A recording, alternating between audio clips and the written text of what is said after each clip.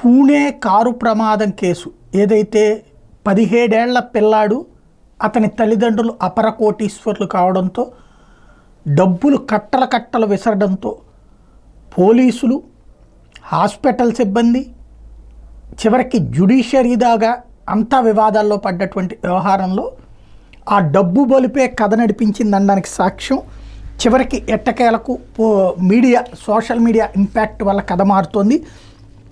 దేశవ్యాప్తంగా సంచలనం సృష్టించిన పూణే కారు ప్రమాదం కేసులో నిందితుడైన 17 ఏళ్ల బాలుడు ప్రమాదం జరిగిన రోజున అధిక మోతాదులో మద్యం తాగే కారు నడిపినట్టు అంగీకరించాడు.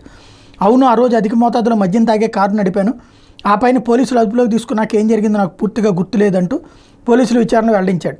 ఇక సాక్ష్యాలను ధ్వంసం చేయడంతో పాటు రక్త నమూనాలు తారుమారు చేసినందుకు నిందితుడు తల్లిదండ్రులైన విశాల్ అగర్వాల్, శివానీ అగర్వాల్కి ఈ నెల 5 వరకు పూణే కోర్టు పోలీసు కస్టడీ విధించింది. కేసులో డ్రైవర్ నిరికించేందుకు ప్రయత్నించిన బాలుడికి మద్యం సరఫరా చేసిన 2 పబ్బుల యజమానులు, అక్కడ సిబ్బందితో పాటు రక్త నమూనాలు మార్చేందుకు సహకరించిన 2 వైద్యులు, ఉద్యోగిని మీద కూడా కేసు నమోదు చేసి అదుపులో తీసుకున్నారు. ఈ కేసు మొత్తం వివిధ కోణాల్లో పరిశీలించేందుకు 100 మందితో కమిటీ వేశారు. డబ్బు బలుపుతో చేసినటువంటి దాన్ని ఇప్పుడు పరిష్కరించే ప్రయత్నం చేస్తున్నారు. ముందు అసలు జడ్జి గారు ఇచ్చిన తీర్పే విచిత్రం. అక్కడ